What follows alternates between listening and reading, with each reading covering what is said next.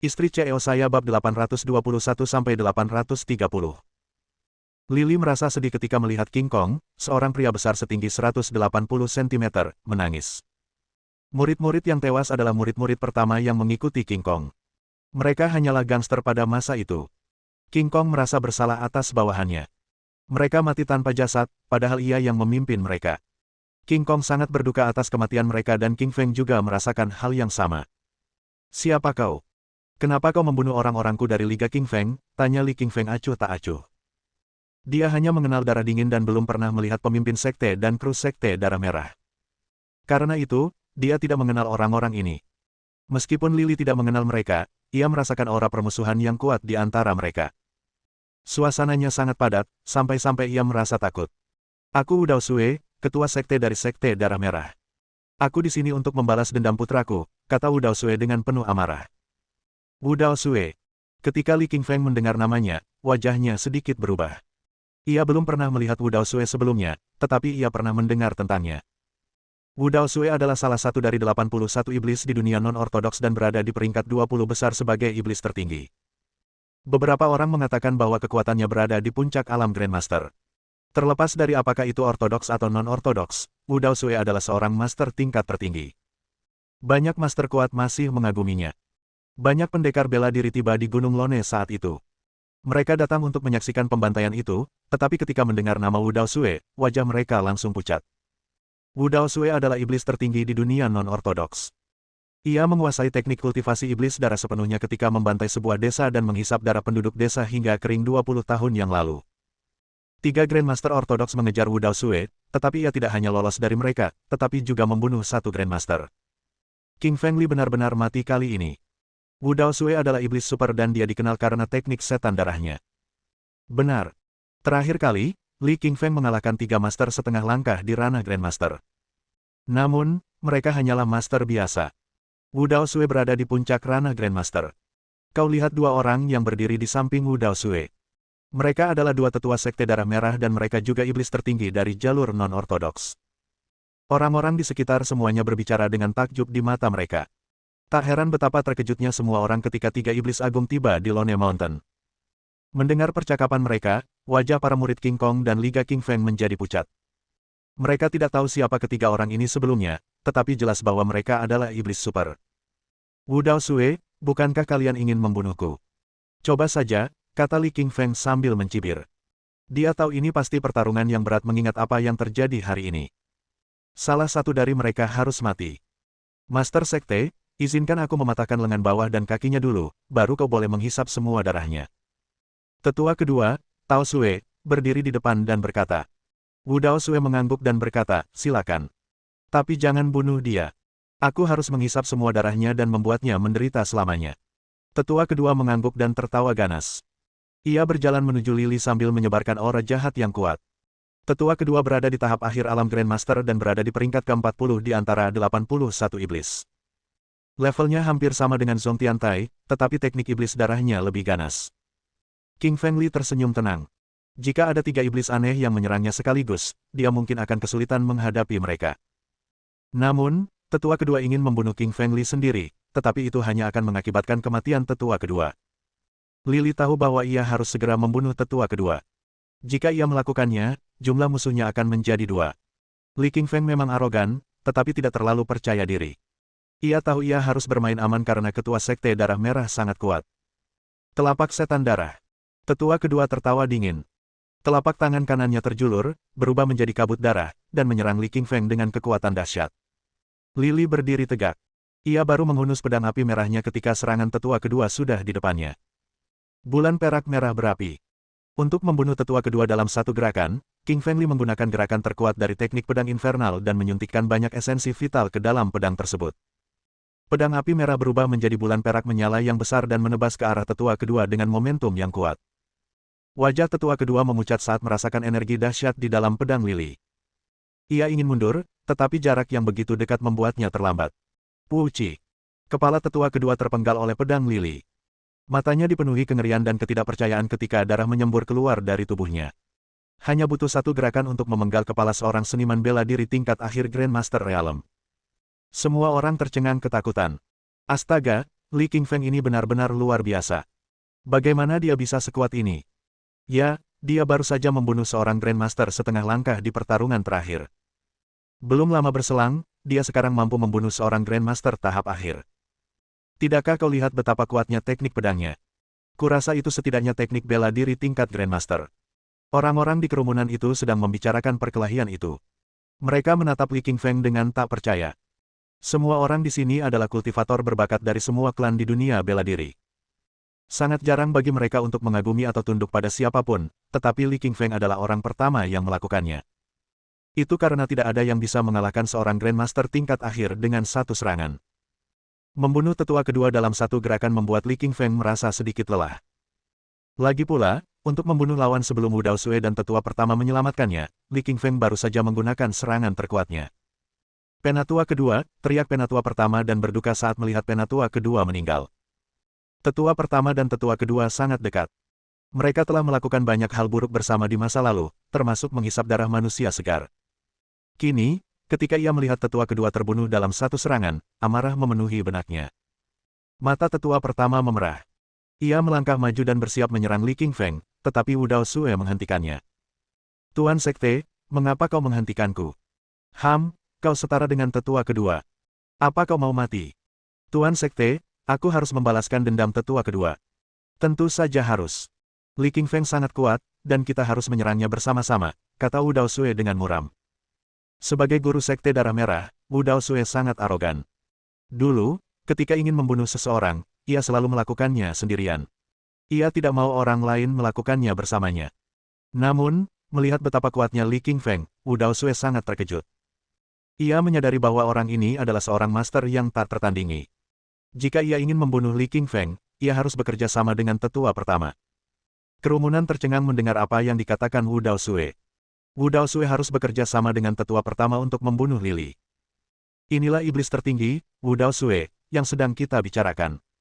Pikirkanlah hal ini, bagi seorang iblis agung yang tidak lazim untuk menundukkan kepalanya dan meminta bantuan seseorang untuk membunuh King Feng Li seharusnya merasa bangga. Bab 822.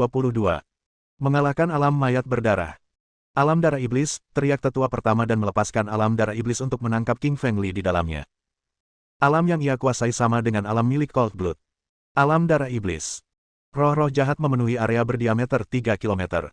Roh-roh jahat ini dapat menyusup ke dalam tubuh manusia dan menyihir kesadaran seseorang. Lili tidak akan gegabah dalam hal kekuatan wilayah. Ini adalah jenis kekuatan yang berbeda dari teknik bela diri. Sebuah wilayah hanya bisa dikalahkan oleh wilayah lain. Serangan dari teknik bela diri tidak akan mempan terhadap teknik wilayah lain.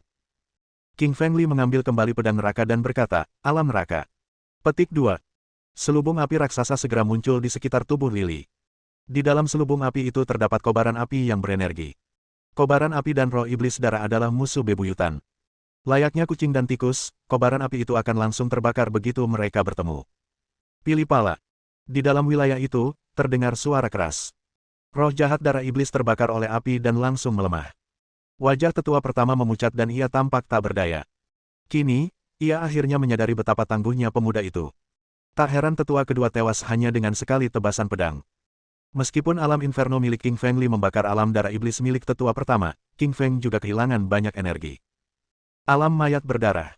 Wu Daosue tertawa dingin dan melepaskan alam mayat berdarahnya. Alam mayat berdarah lebih kuat daripada alam darah iblis. Mayat memang bisa dibentuk di dalam alam ini, tetapi bukan mayat manusia biasa. Melainkan, mayat yang dibentuk oleh roh iblis darah dan bisa menyerang dirinya sendiri. Mengaum. Raungan terdengar dari mulut mayat berdarah itu. Tingginya sekitar 180 cm. Namun, meskipun berwujud manusia, ia dipenuhi roh jahat. Giginya bengkok dan lebih tajam daripada gigi manusia. Mayat berdarah itu bisa bergerak di alam mayat berdarah. Ia menerjang ke arah King Feng dan membuka rahangnya untuk menggigitnya. Wu Daosue telah memanfaatkan alam mayat berdarah untuk menjebak orang dan menggunakan mayat berdarah itu untuk menghisap darah segar mereka. Orang-orang di sekitar panik ketika melihat mayat berlumuran darah itu berlari ke arah Lili. Mereka telah mendengar rumor tentang mayat berlumuran darah itu. Siapapun pasti akan mati jika mayat berlumuran darah itu menggigit mereka. King Feng Li pasti sudah mati. Mayat berdarah ini sangat ganas. Seorang Grandmaster Ortodoks terkuras habis olehnya. Benar. Aku juga pernah mendengarnya sebelumnya. Grandmaster ortodoks itu berada di peringkat 39 dalam daftar Grandmaster. Dia ingin mengusir roh-roh jahat dan mempertahankan jalan ortodoks, tetapi dia malah berubah menjadi mayat. Melepaskan mayat berdarah itu akan membuat semua sungai meluap dengan darah. Tak seorang pun bisa menghentikan kekuatan mayat berdarah itu. Semua pendekar bela diri berdiskusi karena mereka sudah menganggap King Feng Li sudah mati. Mayat berdarah itu terkenal di dunia persilatan karena banyak sekali pendekar yang terbunuh olehnya. Tubuh Li Li terkekang oleh dua alam, membuatnya tak bisa bergerak, dan ia hanya bisa menyaksikan mayat berdarah itu menggigit lehernya. Mayat berdarah itu dikendalikan oleh Wu Daosue. Setelah ia membuat mayat berdarah itu menggigit leher Li Li, wajahnya dipenuhi dengan kekejaman dan haus darah. Haha, Li King Feng, aku akan menguras darahmu dan membalaskan dendam putraku. Wu Daosue memerintahkan mayat berlumuran darah itu untuk menghisap darah dengan ganas. Wu Daosue berpikir membunuh Li King Feng akan terlalu mudah baginya. Hanya dengan menguras darahnya, mengubah mayatnya menjadi spesimen, dan menusuk spesimen itu dengan jarum setiap hari, amarahnya dapat diredakan. Guru gelombang. Gigi tajam mayat berdarah itu menembus kulit Li King Feng dan mulai menghisap darahnya. Darah Li King Feng mengalir keluar dari tubuhnya dan mulai mengalir ke dalam mulut mayat berdarah itu. Gemuruh gelombang. Pada saat ini, garis darah pemakan di tubuh Li Qingshan mulai hidup kembali seolah-olah telah mencicipi hidangan lesat. Pusaran lubang hitam di tubuhnya mulai berputar. Hisapan kuat datang dari tubuh Li dan mulai menelan darah mayat yang berlumuran darah itu. Situasinya berbalik. Mayat berdarah itu ketakutan dan ingin melarikan diri, namun garis darah pelahap di dalam tubuh King Feng Li terus menghisap darahnya dan tidak mau melepaskannya. Guru-guru. Semua darah yang terkandung di dalam mayat berdarah itu dihisap habis oleh garis darah pemakan Li. Semua roh darah di dalamnya lenyap, dan tubuh mayat berdarah yang kekar itu menjadi kering dan kurus, sebelum lenyap menjadi roh jahat berwarna merah. Puci. Wu Daosue memuntahkan seteguk darah yang sangat banyak, dan wajahnya memucat karena luka yang memantul. Mayat berdarah itu diekstraksi dari darah esensinya dan terhubung dengan tubuhnya sendiri. Kini setelah mayat berdarah itu lenyap, ia juga terluka parah. Wu Daosue menderita kerugian besar kali ini. Ia ingin menggunakan mayat berdarah kerajaan untuk menghisap semua darah Li. Tak disangka, lawannya memiliki garis darah pemakan dan menghancurkan senjata utamanya. Semua orang tercengang ketika melihat Li King Feng mengalahkan mayat berdarah itu. Wajah mereka seperti baru saja bertemu hantu. Ini mayat berdarah. Mayat berdarah yang kita bicarakan. Kok bisa hilang begitu saja? Beberapa saat yang lalu, semua orang yakin bahwa Li King Feng akan mati. Hasilnya justru sebaliknya. Li King Feng menang, dan mayat berdarah terbunuh. Jika mereka tidak melihatnya dengan mata kepala sendiri, orang-orang di sekitar tidak akan percaya pemandangan ini. Li King Feng ini bahkan lebih menakutkan daripada mayat berdarah itu. Setelah garis darah pemakan milik Li Qingshan menyerap darah mayat berdarah, kekuatannya meningkat ke tingkat berikutnya. Namun, kali ini kekuatan itu tidak menjadi milik Li Qingshan.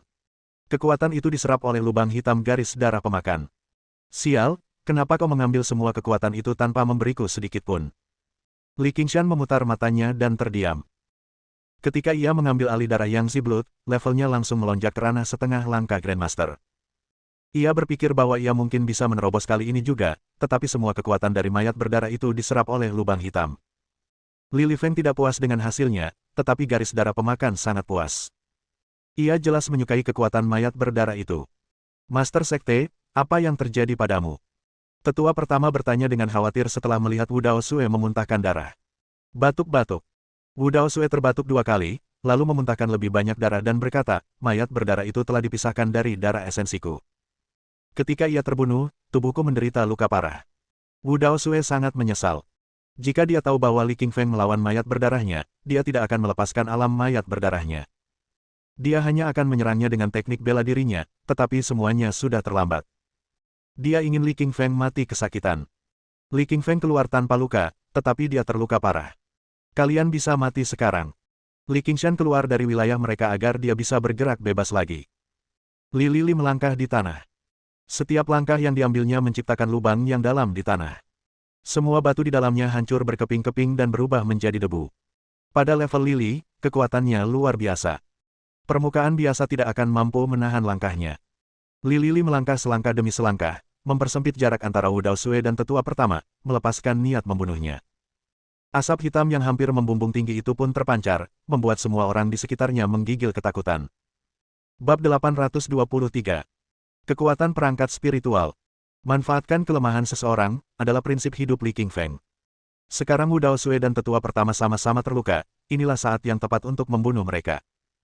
Pergelangan tangan King Feng Li terbalik dan tangan kanannya mengayunkan pedang, yang menimbulkan rasa sakit dan memotong ke depan.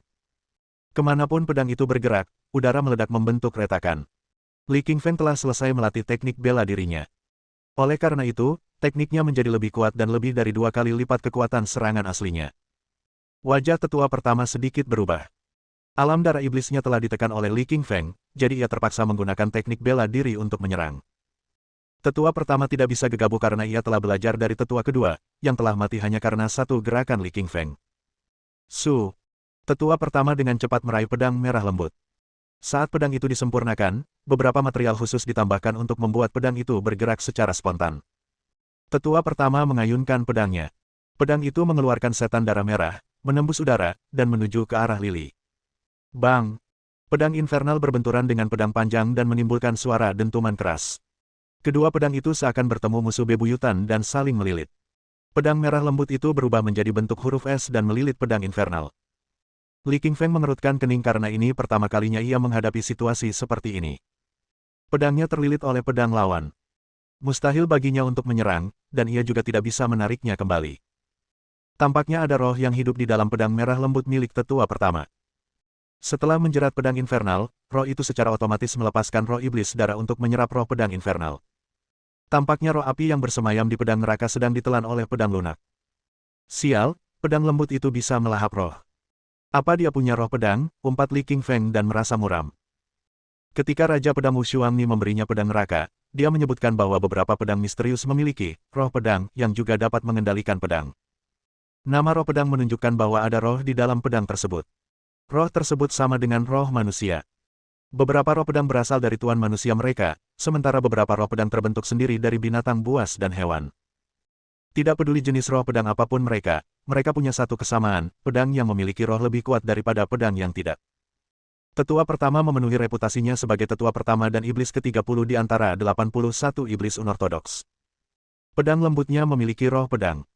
Lili agak khawatir pedang infernalnya akan dimakan oleh roh pedang di dalam pedang lunak itu. Saat itu, ia tidak bisa mengendalikan pedang infernal karena tersangkut di pedang lunak itu. Ia tidak bisa berbuat apa-apa. Api pedang infernal ditelan oleh pedang lunak itu, dan spiritualitasnya tampak memudar.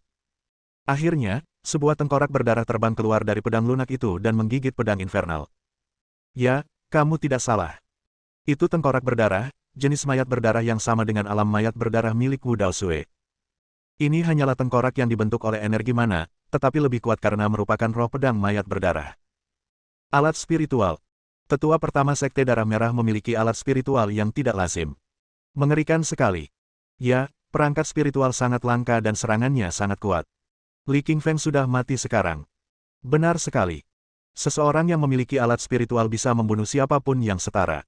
Kau bahkan bisa membunuh mereka yang lebih kuat darimu dengan alat spiritual. Semua orang ngobrol sambil kaget.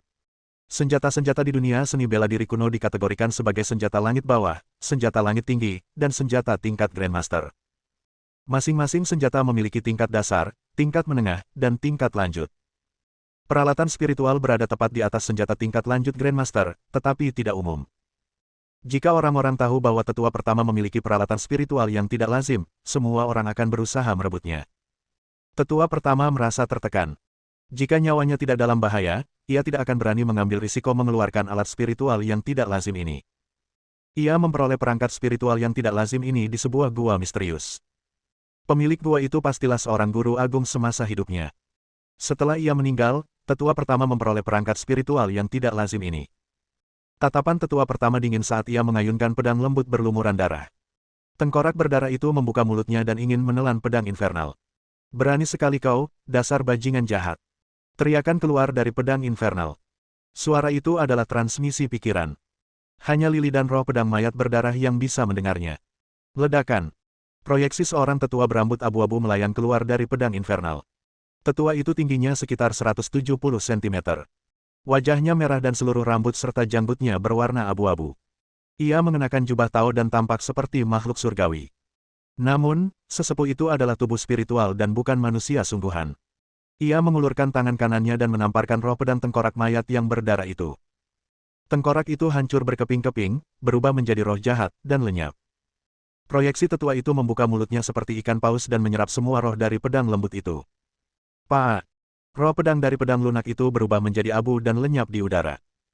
Sang tetua menatap Li Qingfeng dalam-dalam, dan proyeksinya kembali ke dalam pedang neraka. Roh pedang. Pedang nerakaku punya roh pedang, dan dia manusia. Mulut King Feng Li ternganga kaget, seolah melihat hantu. Raja Pedang Ni, Wu Shuang, memberitahu Li Qingfeng bahwa pedang neraka hanyalah senjata tingkat lanjut tingkat Master Agung. Tidak ada roh pedang yang terlibat saat ia menerimanya, tetapi sekarang, pedang neraka memiliki roh pedang. Bagaimana mungkin ia tidak terkejut? Bukan hanya Li Qingfeng yang terkejut, tetapi juga tetua pertama, ia tampak seperti melihat hantu. Alat spiritual itu sangat langka. Apa yang telah Li Qingfeng lakukan hingga pantas mendapatkan alat spiritual? Setelah keterkejutan, kengerian pun menyusul. Alat spiritual tetua pertama, pedang lunak, hancur. Selain itu, ia juga terluka parah. Bukankah ia pasti akan mati? Tetua pertama menggerakkan tubuhnya dan ingin melarikan diri. Ia takut dengan tipu daya aneh Li Qingfeng dan ingin pergi untuk selamanya. Semua orang sangat terkejut ketika melihat tetua pertama mencoba melarikan diri. Dia berada di peringkat 30 dalam jajaran iblis tertinggi yang tidak ortodoks, tetapi sekarang dia ketakutan sampai-sampai ingin melarikan diri. Namun, orang-orang ini menggigil ketika membayangkan Li Qingfeng yang sedang menghadapinya. Dia bahkan memiliki alat spiritual. Orang ini terlalu menakutkan. Ketika alat spiritualnya digunakan, dia akan menjadi tak terkalahkan di hadapan lawan manapun. Mau lari? Kenapa tidak diam saja? Li Qingfeng tertawa dingin saat tubuhnya melesat seperti kilat. Ia melesat di samping tetua pertama dan menebas dengan pedang infernal di tangannya. Puci! Li Lili memenggal kepala tetua pertama. Mayat tetua pertama jatuh dari langit, darah berceceran di mana-mana. Iblis tertinggi yang tidak lazim di generasi ini yang telah mendominasi jalan yang tidak lazim selama puluhan tahun, tetua pertama Sekte Darah Merah meninggal. Semua orang panik melihat pemandangan ini. Seberapa kuatkah Li Qingfeng? Dia membunuh tetua pertama dalam satu gerakan. Bukankah itu berarti peringkatnya bisa berada di antara 30 besar dalam daftar Grandmaster? Tidak, bukan 30 besar. Dia membunuh Master yang peringkatnya 30. Ini pasti akan masuk 20 besar, atau bahkan mungkin 10 besar. Pada saat ini, orang-orang melihat kebangkitan seorang tuan muda, dan dia bangkit tanpa bisa dihentikan. Bab 824. Penindasan garis keturunan. King Feng Li, kau benar-benar mati. Wajah Wu Daosue menjadi gelap dan dia siap membunuh. Melihat tetua pertama dan kedua dibunuh oleh Li Li, hati Wu Daosue dipenuhi amarah. Kedua orang ini memiliki pengaruh mutlak di Sekte Darah Merah. Jika mereka masih di sini, Sekte Darah Merah masih bisa bangkit kembali. Tanpa mereka, hanya dia yang tersisa di Sekte Darah Merah. Akan sangat berbeda jika Wu Daosue sendirian membangun kembali Sekte Darah Merah. Ini merupakan pukulan berat baginya karena ia sendirian sekarang. Wu Daosue, kau akan segera menemani mereka, kata Li Qingshan sambil tertawa dingin. Hari ini, King Feng Li tidak hanya akan membunuh dua tetua, tetapi juga membunuh Wu Daosue untuk membalas kematian murid Liga King Feng. King Feng Li, jangan terlalu lancang. Apa kau pikir kau bisa membunuhku hanya karena kau membunuh tetua pertama? Alam mayat berdarahmu sudah kuhancurkan. Tunjukkan padaku apa lagi yang kau punya. King Feng Li, dunia ini sangat misterius. Apa yang kau lihat di depanmu bukanlah segalanya. Wu Daosue memasang wajah aneh saat berkata misterius. Mengaum. Geraman kuno terdengar dari mulut Wu Daosue. Dadanya mulai bergetar dan tonjolan ular piton berdarah raksasa muncul di tubuhnya. Garis keturunan ular piton berdarah kuno. Wu Daosue bahkan punya garis keturunan. Benar. Pantas saja dia bisa menjadi ketua Sekte Darah Merah. Itu karena dia punya kekuatan garis keturunan. Ya, garis keturunan sangat langka. Satu dari jutaan orang mampu membangkitkan kekuatan garis keturunan. Namun, semua garis keturunan memiliki efek samping. Efek samping. Terus kenapa? Kalau Wu Daosue bisa membunuh Li Li, dia pasti menang. Semua orang lebih terkejut daripada saat mereka melihat perangkat spiritual tersebut. Garis keturunan totem sangat jarang, dan garis keturunan yang terbangun bahkan lebih jarang lagi. Garis keturunan kuno bahkan lebih langka daripada keduanya. Garis keturunan diklasifikasikan menjadi 9 tingkatan. Ular piton berdarah purba berada di tingkat pertama garis keturunan tingkat lanjut, hampir mencapai garis keturunan tingkat kedua. Kukira kau punya senjata rahasia yang lebih bagus. Lagi pula, itu cuma kekuatan garis keturunan. Sampah sekali. Li Qingfeng tersenyum sinis. Jika Wu Daosue memiliki perangkat spiritual atau menembus puncak alam Grandmaster, Li Li mungkin akan terkejut. Namun, ia meremehkan lawannya karena ia hanya memiliki garis keturunan. Garis keturunan Li Qingfeng telah berevolusi ke tingkat 2, dan kepadatannya meningkat 10% hingga mencapai 20%. Li Qingfeng tidak takut dengan garis keturunan Sue Wudao. Meskipun garis keturunan Sue Wudao kuat, itu hanyalah garis keturunan tingkat lanjut tingkat 1. Mendengar Li Qingfeng menjelek-jelekkan garis keturunannya sendiri, wajah Wudao Sue muram dan ia berkata dengan kejam, "Sampah, kau tahu apa itu garis keturunan totem? Satu dari sejuta orang bisa bangkit, dan aku bahkan sudah di tingkat lanjut tingkat 1. Mati kau." Wudao Sue menggeram, dan garis keturunan ular piton berdarah itu berubah menjadi ular piton raksasa berenergi sejati. Ia menerjang ke arah Lili, berniat melahapnya. Ular piton berdarah adalah binatang jahat yang kuat. Dalam semua catatan binatang jahat, ia termasuk dalam binatang jahat tingkat lanjut tingkat pertama. Ia adalah binatang mengerikan yang tidak hanya melahap darah segar manusia tetapi juga memakan manusia hidup-hidup. Yin. Lili membuka mulutnya dan mengeluarkan teriakan naga. Ia tidak menggunakan garis keturunan Raja Serigala, melainkan darah naga. 20% garis keturunan naga telah terbangun, yang cukup untuk membentuk bayangan naga. Naga itu adalah binatang suci dan menaklukkan semua binatang iblis jenis reptil, terutama binatang jahat jenis ular. Ular piton berdarah ini berevolusi dari ular berdarah dan secara naluriah takut pada naga. Rasa kagum itulah yang dirasakannya, jauh di lubuk hatinya. Putong. Tanpa diduga, ular piton berdarah kuno itu jatuh langsung ke tanah dan berlutut di depan garis keturunan naga biru Lili, di bawah tatapan semua orang. Tubuh ular raksasa itu terus gemetar ketakutan. Sungguh tak terlukiskan betapa tragisnya Wudao Sue. Jika itu garis keturunan lain yang telah bangkit, bahkan garis keturunan ayam jantan sekalipun, ia tak akan bertekuk lutut di hadapan garis keturunan naga biru. Karena garis keturunan ayam jantan hanya akan bertekuk lutut di hadapan garis keturunan Phoenix, bukan di hadapan gengsi naga biru.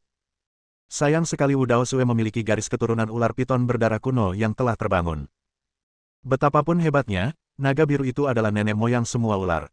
Mereka harus berlutut ketika melihat leluhur mereka. Sial, ada apa? Kok garis keturunan ular piton kuno itu bisa berlutut? Bro, kau keturunan garis keturunan tingkat lanjut tingkat 1. Bangsamu dianggap sebagai monster jahat yang luar biasa di zaman kuno. Bagaimana bisa kau berlutut? Tanda, sungguh tragis bagi Wudao Sue. Garis keturunan yang luar biasa ini bertekuk lutut pada garis keturunan lain. Ini pasti lebih membuatnya kesal daripada membunuhnya. Semua orang di sekitar memandang Wudao Sue dengan penuh belas kasih. Namun, dari sudut pandang manapun, belas kasih itu penuh dengan ejekan dan sarkasme. Kebanyakan orang di sekitar adalah pendekar bela diri ortodoks. Mereka semua sangat marah kepada iblis-iblis non-ortodoks karena saudara atau teman senior dan junior mereka telah dibunuh oleh pendekar bela diri non-ortodoks. Mereka marah tetapi tidak bisa berbuat apa-apa karena Wudao Sue terlalu kuat. Sekarang berbeda, garis keturunan ular piton berdarah kuno yang kuat itu berlutut. Jelas bahwa ia ditekan oleh garis keturunan Lili. Semua orang mulai mengejeknya. Puci. Wudao Sue memuntahkan seteguk darah sebagai reaksi terhadap ejekan orang-orang. Ia sangat marah, sampai-sampai memuntahkan darah. Wudao Sue merasa hari ini sama sekali bukan harinya. Li Qingfeng adalah saingannya yang tak terkalahkan. Alam mayat berdarahnya dihancurkan oleh alam Li Qingfeng.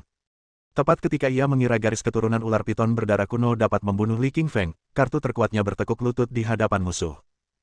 Wudao Sue ingin menebas ular piton berdarah kuno itu dengan pedangnya. Makhluk ini membuatnya menjadi bahan tertawaan di depan semua orang. Aku sudah bilang kau sampah. Kau mungkin tidak percaya padaku waktu itu, tapi sekarang kau harus percaya padaku. Li Qingfeng tertawa dengan arogan. Di kolam setan darah, Lili memahami bahwa darah naga di tubuhnya memiliki kekuatan penekan terhadap hewan seperti ular dan reptil berdarah. Oleh karena itu, ketika Wudao Sue melepaskan garis keturunan ular piton berdarah kunonya, Lili tidak takut, melainkan gembira. Nah, Wudao Sue ini berada di puncak ranah Grandmaster. Jika dia tidak menggunakan kekuatan ranah dan garis keturunannya, tetapi menggunakan teknik bela diri untuk menyerang Li Qingfeng, akan sulit bagi Li Qingfeng untuk menang. Namun, Wudao Sue ini benar-benar idiot. Dia menggunakan dunia mayat berdarah dan kekuatan garis keturunannya. Kedua kekuatan yang biasanya tak terkalahkan ini tidak memiliki apapun untuk melawan Lili. Wudao Sue ingin membantah ketika mendengar Lili mengutuk garis keturunannya lagi, tetapi ia terdiam. Ini karena garis keturunan ular piton berdarah kuno Wudao Sue sedang berlutut tepat di depan Lili. Yin. Garis keturunan naga biru milik Li Qingfeng meraung lagi. Mulutnya terbuka, membentuk pusaran hitam raksasa, dan melahap garis keturunan ular piton berdarah kuno itu ke dalam perutnya. Setelah proyeksi naga biru melahap ular piton berdarah kuno, ia memancarkan cahaya biru yang menyilaukan. Proyeksi itu menjadi semakin padat. Bola matanya bergerak dan kembali ke tubuh Li Qingfeng. Puci. Wu Daosue memuntahkan gumpalan darah lagi. Kali ini bukan karena marah, melainkan karena garis keturunannya ditelan, yang menyebabkan organ dalamnya rusak parah. Hari ini adalah kehilangan darah terbanyak yang pernah dialami Wu Daosue. Organ dalamnya retak dan mulai berdarah. Bab 825. Kehancuran gerbang darah merah. Wu Daosue, kau bisa mati. Qingfeng tersenyum dingin dan muram sambil berjalan ke arahnya. Semangat membunuhnya semakin kuat di setiap langkah yang diambilnya, hingga akhirnya mengembun menjadi gumpalan asap hitam. Taois tua itu pernah berpesan kepada Qingfeng untuk membunuh sesedikit mungkin, karena memiliki jiwa pembunuh yang kuat akan berbahaya bagi tubuhnya. Sebenarnya, hal itu telah merusak tubuhnya, tetapi alasan mengapa jiwa itu tidak meledak untuk sementara waktu hanyalah karena ditekan oleh pembuluh darahnya. Saat itu, Wu Daosue telah menggunakan semua strateginya. Tubuhnya juga terluka parah, dan bahkan jika ia ingin menggunakan keterampilan bela diri, ia tidak memiliki cukup energi. Pupil mata Wu Daosue tiba-tiba mengecil, dan sedikit kepanikan melintas di matanya. Ia merasakan napas kematian di lehernya, dan aura pembunuh dari tubuh Qingfeng membuatnya ketakutan. Lari, aku harus lari. Aku tidak boleh mati di sini. Cahaya dingin melintas di matanya. Bakar darah esensiku, Blood Devil Escape, teriak Wu Daosue dengan marah, langsung membakar darah esensinya sebelum berbalik dan melarikan diri bagai kilat.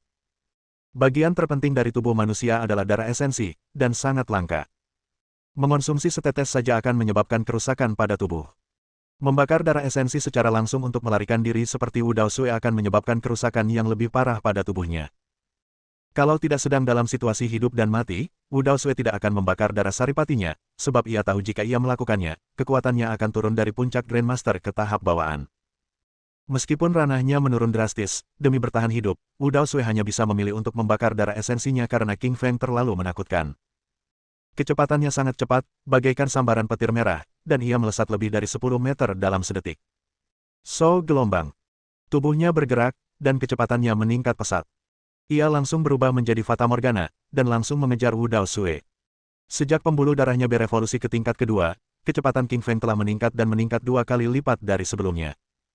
Kalau dulu, tidak mungkin bagi Qingfeng untuk mengejar Wu Daosue, tetapi sekarang, sebenarnya mudah baginya untuk menyusulnya. Apa? Dia menyalipku. Melihat Qingfeng tepat di belakangnya, wajah Wu Daosue memucat. Kecepatannya terlalu cepat, bahkan lebih cepat dari kecepatannya setelah membakar darah esensinya. Saat ini, seluruh tubuh Wu Daosue gemetar. Ia terlalu takut, kekuatan Qingfeng jauh lebih kuat dari yang dibayangkannya. Pedang neraka di tangan Qingfeng terayun seperti meteor, atau bahkan lebih cepat dari meteor, ke arah leher Wu Daosue. Cace gelombang. Wu Daosue sedang melayang di udara ketika kepalanya terpisah dari tubuhnya dan melayang ke angkasa. Darahnya menyembur keluar, beberapa bahkan jatuh menimpa penonton di dekatnya, tetapi tak seorang pun berani berbicara, wajah mereka dipenuhi kengerian. Bibir Wu Daosue bergerak, ia ingin bicara, tetapi akhirnya tak terucap. Mata merah darahnya menatap penuh kebencian ke arah Qingfeng, perlahan kehilangan tanda-tanda kehidupan. Iblis paling tidak ortodoks Wu Daosue, Master Sekte Darah Merah, telah meninggal. Kematian Wu Daosue juga mengumumkan runtuhnya Sekte Darah Merah, kekuatan superior dari jalur tidak ortodoks, yang tidak ada lagi sejak saat itu. Diam. Keheningan mematikan. Seluruh gunung Lone terdiam, mulut semua orang ternganga lebar, bahkan sebutir telur bebek pun bisa disumbat. Semua orang menatap Qingfeng dengan wajah panik. Wu Daosue telah tewas, dibunuh oleh Qingfeng. Berita ini terlalu mengejutkan dan mengerikan, semua orang ketakutan. Betapa kuatnya Qingfeng ini. Dia bisa membunuh Wu Daosue, jadi bisakah dia juga membunuh master lain di ranah Grandmaster? Gunung Lone tak pernah sesunyi ini, suara jarum jatuh pun terdengar. Bahkan burung-burung di pohon pun ketakutan dan gemetar karena kekuatan dahsyat dari angin puyuh, tak berani bersuara. Adapun orang-orang Liga Qingfeng, mereka semua menatap ke arah Qingfeng dengan ekspresi pemujaan, seolah-olah mereka sedang melihat dewa, simbol yang tak terkalahkan. Kakek Li tak terkalahkan, kakek Li tak terkalahkan, tak seorang pun tahu murid mana yang berteriak lebih dulu, tetapi semua murid Liga berlutut di depan Qingfeng dan berteriak bersama. Suaranya begitu keras hingga menggema ke langit. Qingfeng berdiri di tengah, tubuhnya memancarkan cahaya biru yang menyilaukan dan menarik perhatian semua orang. Setelah pertempuran ini, Qingfeng akan menguasai dunia seni bela diri. Nantinya, tak seorang pun akan berani meremehkannya. Benar. Aku harus segera pulang untuk memberitahu keluargaku agar berteman dengan Qingfeng dan tidak menyinggung perasaannya. Ya, kejeniusan tak tertandingi seperti ini adalah kejadian langka. Dia mungkin bisa menyatukan dunia seni bela diri nanti. Mustahil. Dunia seni bela diri baru dipersatukan 100 tahun yang lalu oleh Kaisar Malam Kegelapan. Kemudian Kaisar Malam Kegelapan menghilang, dan dunia seni bela diri kembali terpecah belah. Saya hanya mengatakan itu mungkin saja, saya tidak mengatakan pasti. Para prajurit bela diri kuno di sekitar berasal dari berbagai kelompok kuat, mereka mengetahui banyak hal, terutama banyak rahasia. Banyak di antara mereka yang sangat mementingkan King Feng, bahkan membandingkannya dengan Kaisar Malam Kegelapan. Kaisar Malam Kegelapan, sang jenius tak tertandingi 100 tahun lalu, mencapai alam Grandmaster pada usia 20 tahun, mengalahkan semua master dalam daftar dan tetap tak terkalahkan di alam tersebut. Kaisar Malam Kegelapan mengalahkan semua maestro di jalur ortodoks, mendominasi dunia seni bela diri ortodoks. Ia menyatukan dunia seni bela diri 100 tahun yang lalu dan menjadi nomor satu di antara semua pendekar di dunia itu. Setelah itu, adik perempuan Kaisar dibunuh secara brutal oleh orang-orang yang tidak ortodoks. Kaisar sangat marah dan pergi ke wilayah mereka untuk melawan 81 iblis sendirian, dan akhirnya ia membunuh semua 81 iblis itu 100 tahun yang lalu. Pertempuran itu luar biasa sengitnya. Gunung-gunung dan sungai-sungai retak, dan sebuah kota lenyap sepenuhnya setelahnya. Kita bisa membayangkan betapa sengitnya pertempuran itu setelahnya. Akhirnya, ke-81 iblis dari jalur tak lazim itu terbunuh dan Kaisar Malam Kegelapan menghilang tanpa jejak. Ada yang mengatakan ia mati bersama 81 iblis, ada pula yang mengatakan ia menerobos alam yang lebih tinggi dan pergi ke ruang lain. Singkatnya, setelah bertempur, Kaisar Malam Kegelapan menghilang, dan dunia seni bela diri kembali terpecah belah karena wilayah dan kepentingan pribadi. Meskipun 81 iblis dari jalur non-ortodoks tewas dalam pertempuran itu, mereka yang berada di bawah mereka tidak. Setelah 100 tahun pembangunan kembali, roh jahat itu bangkit kembali. Beberapa jenius telah menjadi 81 iblis baru. King Feng telah memasuki dunia seni bela diri kuno untuk beberapa waktu, ia juga mengetahui sedikit tentang Kaisar Malam Kegelapan. Ia adalah seorang pejuang tak tertandingi dari ratusan tahun yang lalu, bakat nomor satu yang menindas baik jalan ortodoks maupun jalan yang tidak ortodoks. Orang-orang di sekitarnya membandingkannya dengan Kaisar Malam Kegelapan, yang membuat King Feng merasa sedikit senang. Namun, setelah kebahagiaan itu, King Feng mulai berpikir, jika ia diminta untuk membunuh 81 iblis jahat, bisakah ia melakukannya? Tentu saja tidak. Tentu saja, kekuatan King Feng saat ini tidak mampu melakukan itu. Jika ia bisa berlatih untuk sementara waktu, mencapai puncak alam Grandmaster, dan mengembangkan garis keturunannya sepenuhnya, ia mungkin benar-benar mampu menyapu dunia seni bela diri dan membunuh 81 iblis yang tidak lazim. Meskipun Kaisar Malam Kegelapan itu adalah seorang jenius yang tak tertandingi, ia memulai jalur kultivasinya sejak usia sangat muda. Berbeda dengan King Feng, ia baru mengenal seni bela diri kuno baru-baru ini. Sebelumnya, ia hanyalah raja dunia biasa. Jika dilihat murni pada saat berlatih bela diri, bakat King Feng bahkan lebih tinggi dari Kaisar Malam Kegelapan, dan prestasinya di masa depan tidak akan terbatas. Bab 826. Kaisar Malam Gelap. Wu Daoshui dan yang lainnya dibunuh oleh King Feng, Sekte Darah Merah pun musnah. Para pendekar kuno di sekitarnya juga telah pergi. Namun, sebelum mereka pergi, semua orang menatap King Feng dengan perasaan campur aduk. Ada kekaguman, iri, cemburu, dan beberapa emosi lain yang tak terpahami di mata mereka. Mereka tahu bahwa setelah hari ini, reputasi King Feng akan dikenal di seluruh dunia bela diri. Ia adalah seorang jenius yang dapat dibandingkan dengan Kaisar Malam Kegelapan.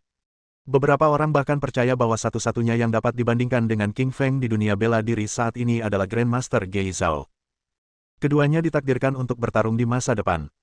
King Feng tidak langsung pergi. Saat di Tianjing, ia tidak hanya membuat pil pemanjang hidup bersama pemimpin Istana Kaisar Api. Ia juga membuat 5 pil langit bawah dan 5 pil langit tinggi. Inilah saat yang tepat untuk menggunakannya. King Feng berjalan menuju Black Panther yang tak sadarkan diri. Ia pertama-tama menggunakan akupuntur untuk membangunkannya. Kemudian, ia membawa Black Panther dan King Kong ke sebuah ruangan. "Seberapa kuat kalian sekarang?" tanya King Feng kepada mereka.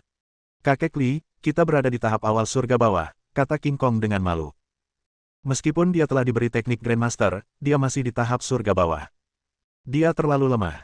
Sebelumnya, King Kong diam-diam senang dengan kekuatannya. Namun, setelah menyaksikan kekuatan Wu Daoshui dan yang lainnya, ia merasa dirinya terlalu lemah. King Kong menyadari bahwa ia mungkin kuat di mata orang biasa. Namun, dibandingkan dengan ahli bela diri kuno, ia lemah dan mudah dibunuh. "King Kong, kamu baru saja mulai berlatih. Hebat sekali kamu sudah berada di tahap surga bawah," puji King Feng. Black Panther menundukkan kepalanya dan berkata, "Tuan, saya masih seorang petarung level SS." Mendengar kata-kata Black Panther, King Feng tertegun sejenak. Ia segera menyadari bahwa ia belum memberikan teknik pelatihan apapun kepada Black Panther, sehingga Black Panther tidak mungkin meningkatkan kekuatannya. Hal ini membuat King Feng sedikit canggung. King Feng tersenyum tipis saat dia mengeluarkan buku teknik Higher Heaven dan menyerahkannya kepada Black Panther. "King Kong, Black Panther, ini pil surga bawah. Ada satu untuk kalian masing-masing. Pil ini akan membantu meningkatkan kekuatan kalian ke puncak tahap surga bawah," kata King Feng sambil memberikan pil-pil itu kepada mereka berdua. Mata King Kong dan Black Panthers berbinar kegirangan saat melihat pil yang berisi energi kuat. King Kong memasukkan pil itu ke dalam mulutnya. Pil itu langsung larut dan kekuatan dahsyat menyebar ke seluruh tubuhnya. Kekuatan itu membuka semua titik tekanan dan meridian di tubuhnya, serta mengeraskan kulit dan tulangnya. Ledakan. King Kong mengayunkan pukulan penuh kekuatan ke depan. Tinjunya meninggalkan 5 lubang raksasa di udara. Kelima lubang raksasa itu merupakan tanda seorang petarung surga bawah tingkat puncak. "Selamat, King Kong. Kau sekarang adalah petarung puncak surga bawah," kata King Feng sambil tersenyum. King Kong adalah antek setianya. Tentu saja, King Feng senang melihat King Kong menjadi lebih kuat. Adapun Black Panther, ia belum mempelajari teknik bela diri kuno apapun. Karena itu, ia tidak langsung mengonsumsi pil surga bawah. Ia akan mengonsumsi pil tersebut setelah ia mempraktikkan teknik tersebut dan memiliki esensi vital dalam tubuhnya. "King Kong, Black Panther, kalian boleh keluar dari ruangan.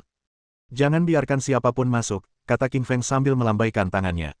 Saat sendirian di kamar, King Feng mengeluarkan pedang api merahnya. Ia menerima transmisi pesan dari roh pedang tua. Wus! Seorang tetua berambut putih bersih melesat keluar dari pedang. Meskipun ia hanyalah bayangan virtual, ia memancarkan aura kuat yang membuat hati King Feng ketakutan. Bahkan ketika berhadapan dengan petarung Grandmaster Puncak, ia tidak merasa takut, tetapi ia merasa sedikit takut ketika melihat sesepuh itu. Tetua itu terlalu kuat. "Anak muda, terima kasih. Setelah 50 tahun, akhirnya aku bisa melihat hari itu," kata yang lebih tua. 50 tahun. King Feng tertegun sejenak. Pemilik terakhir pedang itu adalah sang pendekar pedang, Niu Sheng, yang baru berusia 40 tahun. Namun, roh pedang itu telah berada di dalam pedang itu selama 50 tahun. Ini berarti roh pedang itu telah berada di dalam pedang itu bahkan lebih lama daripada umur Niu Sheng.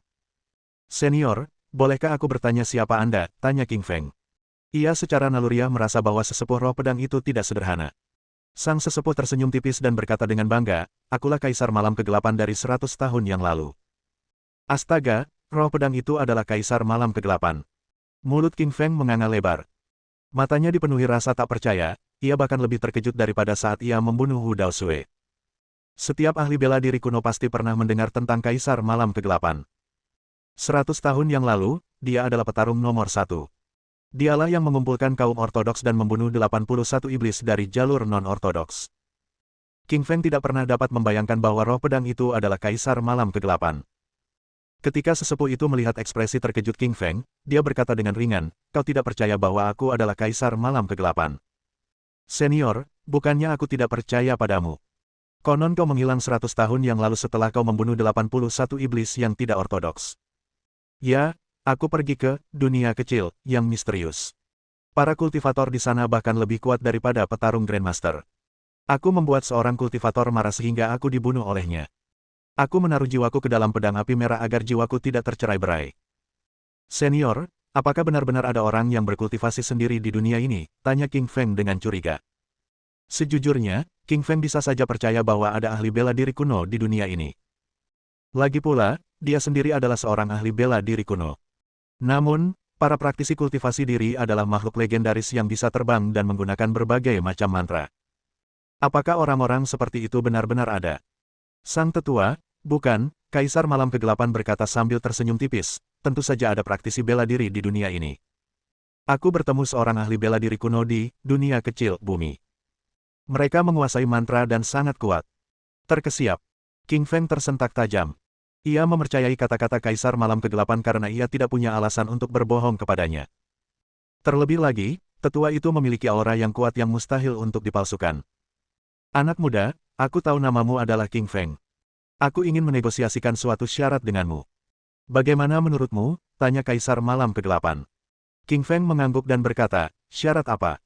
Aku bisa mengajarimu beberapa teknik pengembangan diri yang akan membuatmu menjadi petarung legendaris. Tapi kau harus membantuku menempa kembali tubuh fisik dan memasuki dunia kecil di masa depan untuk membalaskan dendamku. Senior, bagaimana teknik pengembangan diri dibandingkan dengan teknik bela diri kuno? Teknik kultivasi diri lebih kuat. Dulu aku adalah ahli bela diri kuno terkuat, tetapi aku dikalahkan dalam satu serangan oleh seorang kultivator diri. Itu bukti kekuatan mereka. Kaisar Malam Kegelapan telah bertemu dengan para kultivator di dunia kecil. Karena itu, ia sangat menyadari kekuatan mereka. Mereka jauh lebih kuat daripada ahli bela diri kuno manapun. Bab 827. Kultivasi fisik fana. Senior, aku setuju dengan syaratmu. Setelah berpikir sejenak, Li Qingshan menyetujui syarat Kaisar Malam Kegelapan. Awalnya, Lily terkejut ketika mendengar tentang seorang kultivator, tetapi setelah berpikir matang, ia menyadari bahwa itu mungkin benar. Lagi pula, ahli bela diri kuno memang ada, jadi tidak mengherankan jika para kultivator juga ada. Huaxia adalah negeri para naga dan harimau berjongkok yang tersembunyi, dan juga memiliki banyak situs mistis. Distrik terlarang Gunung Kunlun, daerah tak berpenghuni Senong, dan lainnya, semuanya menyembunyikan rahasia besar. Lily selalu bertanya-tanya apakah ada alam yang lebih tinggi setelah alam Grandmaster. Setelah mendengar dari Kaisar Malam Kegelapan, ia akhirnya menyadari bahwa setelah Grandmaster, ada praktisi kultivasi diri. Namun, para pembudidaya diri tersembunyi dan jarang muncul di dunia nyata. Kalaupun muncul, mustahil untuk dirasakan. Baiklah, karena kau setuju dengan syarat-syaratku, aku akan memperkenalkanmu secara singkat pada dunia pengembangan diri. Dunia pengembangan diri berada di atas dunia seni bela diri kuno. Sama seperti mitos dan legenda, seseorang bisa terbang, menggunakan mantra, mendapatkan perangkat spiritual, menggunakan formasi susunan, membuat ramuan, dan menjinakkan binatang jahat maupun dewa. Para praktisi kultivasi diri hidup setidaknya 300 tahun. Dengan latihan, mereka akan mampu hidup lebih lama. Mereka jarang muncul, karena mereka perlu berlatih dan mengasingkan diri. Beberapa bahkan dapat mengasingkan diri selama puluhan tahun, bahkan berabad-abad. Alam pengembangan diri meliputi tahap roh sejati, tahap roh bumi, tahap roh langit, tahap fondasi, tahap inti emas, dan tahap jiwa baru lahir. Kaisar Malam Kegelapan telah lama berkecimpung di dunia kultivasi dan memahami seluk-beluknya. Itulah sebabnya ia dapat menjelaskannya secara detail kepada Li Qingfeng. Li Qingfeng mengerutkan kening. Ia merasa praktik kultivasi diri mirip dengan praktik dalam cerita rakyat. Secara kasar, praktik tersebut tercatat dalam buku-buku, tetapi telah disalahpahami dan dianggap sebagai legenda. Senior, apa yang akan kau ajarkan padaku? Mantra sihir, mantra bijak, atau yang lainnya, tanya Qingfeng Li. Kemampuan penerimaan Li Qingfeng sangat kuat. Ia mengerti bahwa ia harus berlatih keras di dunia pengembangan diri, karena kemungkinan besar akan muncul seorang praktisi pengembangan diri. Jika ia tidak cukup kuat, ia akan mati. Sambil tersenyum tipis, sang kaisar berkata, aku tidak mengajarkan mantra sihir atau mantra bijak. Yang kuajari adalah pengembangan fisik. Pengembangan fisik. Li Qingfeng mengerutkan kening. Ini pertama kalinya dia mendengar teknik ini, dan dia dipenuhi pertanyaan. Ada banyak jenis teknik kultivasi tubuh, yaitu teknik kultivasi tubuh fana, tubuh roh, tubuh raja, tubuh kaisar, tubuh penguasa, dan tubuh abadi. Dan yang terkuat di antara semuanya adalah teknik kultivasi tubuh abadi. Senior, apakah Anda akan mengajari saya teknik kultivasi tubuh suci? Bocah kecil, kau terlalu serakah. Aku tidak punya itu, aku hanya punya yang fana. Kaisar Malam Kegelapan adalah guru yang hebat, ia menjelaskan setiap jenis teknik secara menyeluruh. Lily pasti akan lebih senang jika ia tidak mendengar apa yang dikatakan Kaisar. Terdiam, ia mengira Kaisar itu kuat, tetapi latihan yang ia miliki hanyalah latihan tingkat rendah. Nak, puaslah dengan apa yang kau miliki. Latihan keabadian hanya milik makhluk abadi, aku jelas tidak memilikinya. Namun, latihan fana ini akan berevolusi dan memungkinkanmu untuk maju ke latihan keabadian dan mengubahmu menjadi makhluk abadi. Senior, saya ingin bertanya, Anda berada di level berapa dalam praktik fana? Soal itu, aku masih di latihan fana, kata Kaisar Malam Kegelapan dengan canggung. Berpikir kembali ke tahun ketika Kaisar pertama kali memasuki dunia pengembangan diri, dia telah menyelamatkan seorang Taois tua dan gila yang mewariskan praktik fana kepadanya dan mengatakan kepadanya bahwa dia bisa menjadi abadi. Ketika sang Kaisar pertama kali memasuki dunia pengembangan diri, ia dipenuhi kegembiraan dan kebahagiaan. Namun, setelah berlatih, ia menyadari bahwa ia masih berfisik fana. Tingkatan-tingkatan fisik manusia adalah fisik fana, fisik roh, fisik raja, fisik kaisar, fisik penguasa, fisik orang suci, dan fisik abadi. Fisik fana adalah level terendah, yang membuat Lili kecewa. Ia mempertanyakan apakah Kaisar telah menipunya. Kaisar meminta Lili untuk membantunya membangun kembali tubuhnya dan membalas dendam, tetapi ia justru memberinya latihan fana. Nak, kenapa kau menatapku seperti itu? Kukatakan padamu, terlepas dari namanya, latihan fana ini akan membuatmu mampu menekan neraka, tak terkalahkan di dunia bela diri kuno, dan mampu menghancurkan planet hanya dengan satu pukulan. Menekan neraka, menghancurkan planet, aku akan mempelajarinya. Wah, akhirnya kau mengerti. Ayo, berlatihlah dengan benar. Ia tertawa dan memberikan gulungan giok itu kepada Li Qingshan. Gulungan giok ini kuno dan kokoh karena terbuat dari cangkang kura-kura. Gulungan itu berwarna cian muda dan memancarkan cahaya hijau. Lili memotong jarinya dan meneteskan setetes darah ke dalam gulungan itu. Seberkas cahaya memancar dari gulungan itu dan memasuki pikiran Lili. Berdiri diam, Lili merasa seolah-olah informasi akan meluap dari kepalanya. Ada jauh lebih banyak informasi di kepalanya daripada sebelumnya. Latihan fana dapat terus dikembangkan dan memungkinkan seseorang menjadi abadi. Namun, latihan ini sangat sulit. Langkah pertama adalah melatih tubuh seseorang dengan petir. Persetan, aku harus menyambar diriku sendiri dengan petir. Li Qingfeng memutar matanya, ia merasa seperti dimanipulasi oleh Kaisar. Melihat ekspresinya yang terhibur, Li Qingfeng ingin sekali melemparkan gulungan itu ke wajahnya. Namun, mengingat Kaisar itu kuat, ia hanya bisa menahan amarahnya. Lili akhirnya mengerti mengapa Kaisar tidak berhasil. Karena Kaisar hanyalah roh, ia jelas tidak bisa disambar petir. Jika ia disambar petir, ia akan menguap. Berbeda dengan Lili dari keluarga kaya, karena ia memiliki tubuh fisik. Namun, ia masih khawatir tersambar petir. Senior, tidak ada guntur atau kilat, bagaimana saya bisa berlatih? Jangan khawatir, ingat saja metode latihannya dulu dan berlatihlah saat menemukan petir. Baiklah, aku akan berlatih nanti. Mengangguk, Li Qingshan bertanya-tanya apa yang harus dilakukan sekarang. Latihannya sangat keras. Tingkat pertama mengharuskan seseorang membersihkan tubuhnya dengan guntur dan kilat. Tingkat kedua mengharuskan seseorang menempa tubuhnya dengan lava, dan tingkat ketiga mengharuskan seseorang membakar tubuhnya dengan api surgawi. Lapisan tipis keringat muncul di dahi Li Qingfeng. Latihan ini sungguh terlalu sulit. Tak heran mengapa seseorang bisa berevolusi menjadi abadi, karena latihan ini sungguh tidak manusiawi. King Feng Li akhirnya mengerti bahwa jika dia berlatih, akan mungkin untuk menekan neraka dan menghancurkan sebuah planet. Namun, karena tidak ada kilat atau guntur, Li King Feng tidak bisa berlatih. Ia mengeluarkan gulungan lain dan mulai mengamatinya. Meskipun King Feng Li berlatih esensi vital tipe api dan memahami alam neraka, dia lebih tertarik pada alam gravitasi. Babak 828. Tantangan Yun San Ye. Alam gravitasi adalah apa yang dipahami oleh ketua sekte Iron Fist Sect. Di dalam alam gravitasi, kekuatan yang dirasakan seseorang akan meningkat 5 atau 10 kali lipat, melumpuhkan tubuh mereka. Dari semua alam gravitasi adalah yang paling istimewa.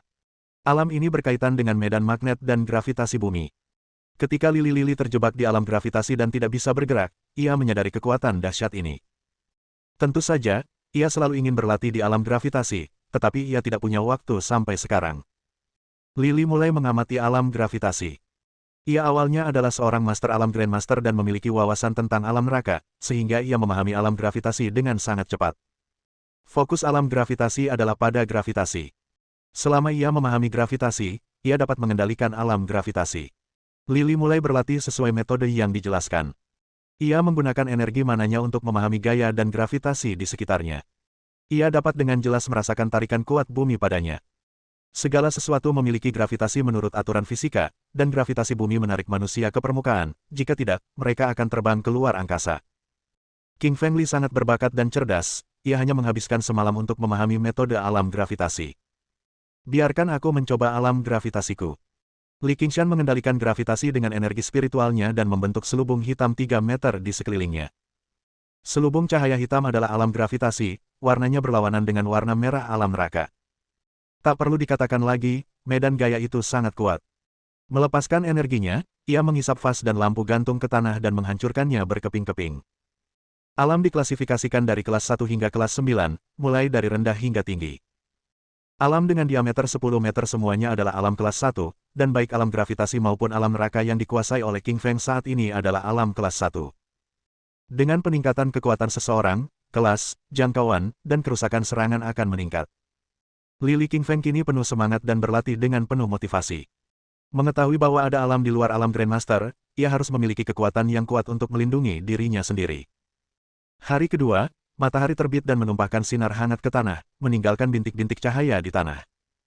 Cuacanya bagus, sinar matahari menyinari tubuh dan membuat seseorang merasa sangat nyaman. King Fengli meregangkan badan dan berjalan keluar dari kamarnya. Dia telah berlatih semalaman dan mempelajari seluruh alam gravitasi. Sekarang dia memiliki dua alam. Yang lain tidak akan percaya bahwa satu orang dapat mengendalikan dua alam. Ini karena Li Qingfeng sangat berbakat. Jika tidak, Kaisar tidak akan keluar dari pedang neraka dan mengajar Li Qingfeng secara pribadi. Perlu diketahui bahwa Ni, Raja Pedang Huaxia, juga sangat berbakat. Namun, Kaisar Malam Kegelapan bahkan tidak mempertimbangkannya, melainkan memilih Li Qingfeng. King Kong, aku pulang dulu. Kalau ada apa-apa, panggil saja aku. Sambil tersenyum, Li Qingshan melambaikan tangan dan berbalik untuk pergi. King Fengli sangat cepat dan kembali ke rumah nomor 13 setelah beberapa saat. Ketika dia kembali, orang tua Suelin telah pergi dan dia sedang membaca koran sendirian. Ayah. Suelin membaca sesuatu dan menjadi marah, melemparkan koran ke meja, sambil menimbulkan suara, pap. Li Lili memasuki rumah dan menyaksikan kejadian itu. Ia bertanya, siapa yang membuatmu marah? Suelin menyerahkan koran itu kepada King Fengli dan dengan marah berkata, lihat sendiri. King Fengli melihat ke arah yang ditunjuk Suelin dan bertanya-tanya apa isinya. Dia melihat judul surat kabar, Presiden Asosiasi Medis Huaxia, Yun San Ye, menantang Lili dengan mengatakan bahwa dia penipu yang menyerang putranya. Dia menuntut permintaan maaf. Setelah membaca koran, Lili sangat marah. Ia tidak percaya Yun San Ye akan menyebutnya penipu. Lili tahu bahwa Yun San Ye adalah musuh bebuyutan Profesor Zhang Yunhe. Dia tidak pernah main-main dengan Yun San Ye, tetapi sekarang dia ditantang secara terbuka oleh Yun San Ye. Ia yakin itu bukan tantangan, melainkan penghinaan. Ia bahkan mengatakan bahwa Lili adalah penipu terbesar di negara ini dan menginginkan permintaan maaf, yang jelas-jelas tidak akan dilakukannya. Zhang Yunhe telah menyelamatkan Suelin dan Li Qingfeng berjanji akan membantunya mengalahkan Yun San Ye. Namun, untuk mengalahkan Yun San Ye, ia harus menjadi presiden medis kota Donghai dan provinsi Fujian sebelum menantangnya. Sekarang, Li Qingfeng tidak perlu bersusah payah lagi, karena Yun San Ye, Presiden Asosiasi Medis Negara, telah menantangnya. Kini, Li Qingfeng bisa membalas dendam tanpa kesulitan. Suamiku, meskipun Yun San Ye tidak tahu malu, kemampuan medisnya sangat hebat. Apakah kamu akan menerima tantangannya? Suelin mengerutkan kening dan bertanya. Tentu saja, aku akan menerimanya. Karena dia akan menyebutku penipu, aku akan membiarkannya membongkar kedokku. King Feng teringat pada Yun San Ye dan tertawa dingin. Tantangan tersebut akan berlangsung keesokan harinya pada siang hari di kota Tianjin, tempat semua profesional di negara tersebut akan hadir. Sebagai Presiden Asosiasi Medis Nasional, Yun San Ye sangat terkenal. Setelah menantang Li Qingfeng, semua orang di Huaxia tahu tentang tantangannya. Zhang Yunhe langsung menelepon, sangat bersemangat. Ia berkata akan pergi ke kota Tianjin bersama Li Qingfeng dan menyaksikan mantan muridnya kalah. Li Qingfeng jelas setuju. Karena tantangannya adalah hari berikutnya, King Fengli dan Suelin tinggal di rumah untuk beristirahat daripada pergi bekerja. Halo, Nona Luo, ada apa Anda menelepon? Tanya Li Qingshan sambil menjawab telepon. Raja Serigala, aku baru saja mendapat informasi bahwa saat kau menantang Yun San Ye, akan ada sekte bela diri kuno yang berpartisipasi. Mereka mungkin akan menyakitimu, kata Niching Luo dengan khawatir. King Fengli mengerutkan kening dan bertanya, Nona Luo, Yun San Ye adalah Presiden Asosiasi Medis negara ini, bagaimana dia bisa terhubung dengan para ahli bela diri kuno? Raja Serigala, putra Yun San Ye adalah murid Sekte kelas 1, Sekte 7 Mendalam. Dengan menyakitinya, kau telah menyinggung Sekte 7 Mendalam dan bekerja sama dengan sekte lain seperti keluarga Tang dan keluarga Gu. Niching Luo berkata, dia jelas tahu banyak tentang hal itu. Sekte Gu dan Sekte Tang sedang mencarinya, dan kali ini, aku akan memberikannya kepada mereka dan memberi mereka pelajaran, kata Li Qingfeng acuh tak acuh. Ia langsung menutup telepon.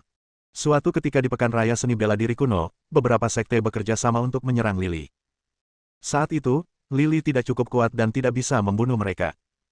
Sekarang, mereka kembali menyusahkannya, jadi Lili jelas tidak keberatan membunuh mereka. Bab 829. Kompetisi Medis Nasional. Waktu berlalu dan hari pun berakhir. Hari kedua, King Fengli bangun pagi-pagi dan berkendara menuju kota Tianjin bersama Suelin dan Miao Chunzang. Awalnya, Lili tidak ingin Suelin ikut dengannya dan ingin dia beristirahat di rumah. Namun, Suelin tidak setuju, dan Lili pun terpaksa menurutinya. Kota Tianjin, salah satu dari 4 kota super di Tiongkok, berpenduduk puluhan juta jiwa. Perekonomiannya berkembang pesat, bisnisnya berkembang, dan yang terpenting, kota ini merupakan lokasi 4 sekte seni bela diri kuno yang memiliki status tinggi di dunia seni bela diri kuno. Lokasi kompetisi kedokteran nasional berada di Universitas Kedokteran kota tersebut. Universitas ini menduduki peringkat pertama di negara ini dan menjadi pusat ilmu kedokteran nasional. Setiap tahun, banyak dokter dan profesional lulus dari universitas ini. Hari ini sangat sibuk. Para tenaga medis dari seluruh negeri berkumpul di sini untuk menyaksikan pertandingan antara Yun San Ye dan Li Qingfeng. Ada dokter spesialis reumatologi, onkologi, ginekologi, dokter anak, dan masih banyak lagi.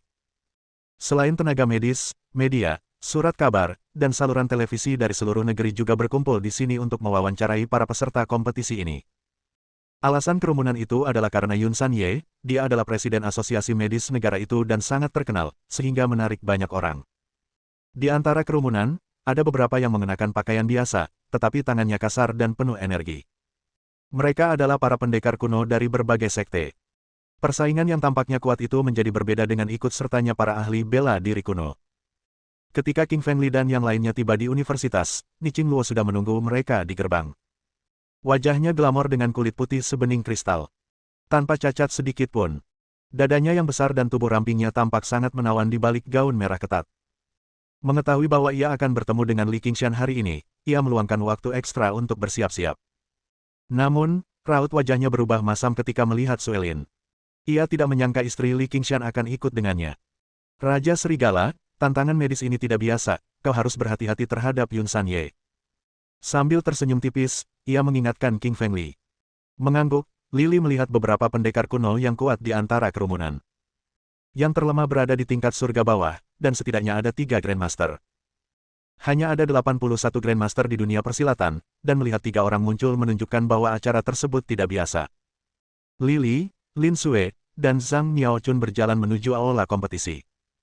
Di dalam aula, banyak orang sudah berkumpul. Di kursi depan, duduk para tenaga medis dari seluruh negeri. Di sekitar kursi lainnya, duduk orang-orang dari kelas atas, miliarder, serta perwakilan dari berbagai kekuatan. Guru, lama sekali, bagaimana kabar kakimu? Tiba-tiba, sebuah suara menyindir terdengar di belakang mereka. Menengok ke belakang, tampak seorang pria parubaya berusia sekitar 40 tahun. Wajahnya pucat dan tidak berjanggut. Ia mengenakan kacamata berbingkai emas dengan kepala terangkat, tampak bangga telah mengucapkan komentar itu. Pria parubaya ini tidak lain adalah Yun San Ye, presiden asosiasi medis negara itu. Melihatnya, raut wajah Yun Hezang berubah dan dengan marah berkata, "Bajingan, kau sudah mengkhianatiku bertahun-tahun yang lalu, mengusirku dari perkumpulan medis Huaxia, dan bahkan meracuniku, dasar kau alat. Guru, Anda tidak punya bukti bahwa saya meracuni Anda dan bahkan memaki saya. Hati-hati, saya bisa menuntut Anda atas tuduhan pencemaran nama baik. Pengkhianat, hari ini Li Qingshan akan membantuku mengalahkanmu dan membuatmu berlutut di hadapanku. Guru, kemampuan medis Li Qingshan kurang, Anda akan kecewa." Sambil tertawa, Li Yunsan menatapnya dengan nada mengejek. "Beraninya orang tua ini mengutukku. Setelah kompetisi hari ini, aku akan menyingkirkanmu. Jangan pernah berpikir untuk meninggalkan kota Tianjin." Dengan wajah dingin, Yun San Ye berpikir dengan kejam. Qingfeng Li mengamatinya dan memahami rencana jahat Yun San Ye. "Yun San Ye, bagaimana bisa kau tidak menghormati gurumu? Dasar jalang yang tidak tahu berterima kasih." Li Qingfeng menatapnya dan berkata dengan senyum dingin. Melihat bahwa dia adalah musuh, dia jelas harus mengutuknya. "Qingfeng Li, aku sudah melihat fotomu. Kau memukul putraku di kota Laut Timur dan mengalahkan sepupuku, Jun Ye. Hari ini, aku akan menghajarmu di depan seluruh negeri dan membuatmu berlutut di hadapanku." Yun San Ye tersenyum dingin. "Penusuk dari belakang, kompetisi akan segera dimulai, jangan buang-buang waktu." Li Qingshan melambaikan tangannya dan berjalan maju tanpa menghiraukan Yun San Ye. "Sial, beraninya dia bilang aku jalang yang tidak tahu berterima kasih." Wajah Yun San Ye berubah dingin dan berkerut. Tiba-tiba, seorang lansia berjalan di depan Yun San Ye dan berkata, "Yun San, salah satu orang yang akan kau temui adalah seorang ahli bela diri kuno. Ingat pengobatan yang kuajari padamu." "Baik, Ketua Sekte." Ekspresi wajah Yun San Ye berubah dan dia berkata dengan hormat. Di hadapan tetua ini, Yun San Ye terlalu takut untuk mengatakan apapun. Pria tua itu adalah master sekte dari 7 sekte mendalam, Tian Zixuan. Sekte ini merupakan salah satu sekte kelas 1 di dunia persilatan kuno, sekaligus merupakan kekuatan tertinggi. Dalam dunia persilatan kuno, bahkan pasukan kelas 1 pun dipisahkan menjadi beberapa tingkatan, rendah, sedang, tinggi, dan tertinggi. Seperti sekte tinju besi misalnya, tingkatnya hanya tinggi, sedangkan sekte tujuh mendalam adalah tingkat tertinggi. Jauh lebih kuat daripada klan tinju besi. Di dunia seni bela diri kuno, Tian Zixuan berada di peringkat 15 dalam daftar Grandmaster dan jauh lebih kuat daripada Wu Daosue. Kali ini ia muncul untuk menghadapi Li Qingfeng. Kompetisi medis nasional diadakan di Aula Besar Universitas Kedokteran dan dapat menampung puluhan ribu orang. Karena ini adalah kompetisi nasional, para jurinya semuanya terkenal. Ketiga juri tersebut adalah Xian Ziqin, Nona Muda Istana Kaisar Api, Tian Zixuan, Master Sekte 7 Sekte Mendalam, dan Zhen Tiangu, Ketua Sekte Seni Bela Diri Kuno. Melihat hakim pertama adalah Xian Ziqin, Qingfeng Li cukup gembira, lagi pula mereka memiliki hubungan positif bersama. Namun, dia menjadi kurang senang ketika melihat hakim kedua dan ketiga. Sial, Yun San Ye benar-benar orang yang tercela sampai-sampai dia mengundang Tian Zixuan dan Zhen Tiangu sebagai juri. Karena keduanya memiliki hubungan yang buruk dengan Li Qingfeng, mereka pasti akan memilih Li Qingfeng. Melihat wajahnya berubah, Su Elin bertanya, "Sayang, ada apa?" "Tidak apa-apa, aku hanya melihat dua musuhku," jawab Li Qingfeng dengan tenang tanpa menjelaskan siapa musuhnya. Dia tahu Su Elin ada di sini untuk menemaninya. Karena Su Elin tidak tahu banyak tentang dunia persilatan kuno, tidak akan ada bedanya jika dia menceritakannya. Satu-satunya orang yang bisa diandalkan hari ini adalah dirinya sendiri. Bab 830. Mengobati ahli bela diri kuno. Kompetisi medis ini tidak sesederhana kelihatannya, melainkan melibatkan pesta-pesta seniman bela diri kuno. Segalanya akan menjadi rumit jika melibatkan seni bela diri kuno. Persaingan antara Li Qingfeng dan Yun San Ye tidak seperti yang terlihat di permukaan. Selain dendam Yun San Ye dan Zhang Yunhe, persaingan ini juga melibatkan kelompok-kelompok pendekar kuno yang memusuhi Li Qingfeng. Aturannya sama untuk semua tantangan medis. Kompetisi ini terdiri dari 5 peserta terbaik dan dipilih dari peserta lain. Li Qingfeng berdiri di sebelah kiri, sementara Ye Yun San di sebelah kanan. Mereka saling menatap dengan penuh kebencian. "Presiden Ye, kedua kaki saya patah, bisakah Anda menyembuhkan saya?" Pasien pertama masuk dengan kursi roda sambil didorong oleh seorang pemuda. Pria itu berusia sekitar 40-an dengan wajah pucat. Dari tatapannya, ia tahu bahwa pria itu telah mengalami kerusakan internal. Meridian di kakinya benar-benar rusak. Tidak mungkin ada. Mata Li Qingfeng terfokus. Ia menyadari bahwa pria parubaya ini bukanlah orang biasa, melainkan seorang ahli bela diri kuno. Kakinya patah bukan karena kecelakaan mobil, melainkan karena seseorang. Pasien diberi pilihan untuk memilih siapa yang akan diperiksa. Meskipun Li Qingfeng ingin memeriksa pria itu, ia memilih Yun San Ye, membuat Li Qingfeng tidak bisa berbuat apa-apa. Sambil tersenyum, Yun San Ye berjalan di samping pria itu dan berpura-pura memeriksa kedua kakinya sebelum berkata, "Bukan masalah besar, aku akan mengobatimu dengan akupuntur." Yun San Ye tidak hanya fasih dalam praktik pengobatan barat tetapi ia juga fasih dalam akupuntur, yang mengejutkan Qingfeng Li. Yun San Ye mengeluarkan 9 jarum. Dalam akupuntur, 9 jarum biasanya digunakan karena merupakan angka keberuntungan dan efektif jika ditusukkan pada titik akupuntur. Tak perlu diragukan lagi, Yun San Ye memang terampil, bahkan ia mampu menjadi presiden Asosiasi Medis Nasional. Ia mengambil 9 jarum dan menempelkannya di kaki pasien sebelum memijatnya. Sekitar 10 menit kemudian, Yun San Ye mengeluarkan jarum suntik dan berkata, "Kakimu yang patah sudah sembuh sekarang, cobalah berjalan." Dengan gemetar, pria parubaya itu turun dari kursi roda dan meregangkan tubuhnya. Ia melangkah maju dengan gembira, karena ia merasakan kemampuan motoriknya telah kembali. "Dokter Ye, terima kasih banyak. Anda sungguh dokter yang luar biasa karena telah menyembuhkan kaki saya," ujar pria parubaya itu kepada Yun San Ye dengan wajah penuh rasa syukur. Melihat pria yang tak bisa bergerak itu berdiri, semua orang terkesiap dan memuji kemampuan medis Yun San Ye. Babak pertama dimenangkan oleh Yun San Ye. Pasien kedua masuk. Pasien tersebut mengalami stroke dan tidak dapat bergerak di atas tandu. Putranya dan putrinya menggendongnya masuk. Tanpa melihat ke arah Qingfeng Li, mereka langsung menuju Yun San Ye. Sambil menatap ke arah Qingfeng Li, Yun San Ye bermaksud mengatakan bahwa Qingfeng tidak kompeten karena para pasien ada untuknya. Yun San Ye kembali mengambil 9 jarum dan menusukkannya ke pasien. Tak lama kemudian, matanya terbuka dan ia pun terbangun. Melihat ayahnya yang terkena stroke sembuh dan sudah bisa duduk serta berbicara, anak-anaknya sangat gembira dan tak henti-hentinya mengucapkan terima kasih kepada Yun San Ye. Babak kedua kembali dimenangkan Yun San Ye. Presiden Ye sangat ahli, tidak heran dia adalah Presiden Asosiasi Medis Nasional. Benar sekali, dia sudah menyembuhkan 2 pasien, sementara King Feng Li bahkan tidak menyembuhkan satu pun. Jelas dia tidak kompeten. Ya, tamatlah riwayat Lili. Jika dia kalah sekali lagi, dia harus minta maaf kepada Presiden Ye. Orang-orang di sekitar berdiskusi satu sama lain dan memandang ke arah King Feng Li dengan nada mengejek. Yun San Ye sangat terkenal di seluruh negeri, bahkan lebih terkenal lagi di Tianjin. Ia telah menyembuhkan banyak pasien. Banyak orang mempercayainya, tetapi tak satu pun dari mereka memberi kesempatan kepada Li Qingfeng. Berdiri agak jauh, Su Elin dan Ni Qingluo tampak tidak senang, karena mereka jelas-jelas berada di pihak Li Qingfeng. Melihat Li Qingfeng kalah 2 kali berturut-turut, mereka berdua khawatir. Nona Luo, apakah menurutmu suamiku bisa menang? Su Elin menatap Ni Qingluo dan bertanya.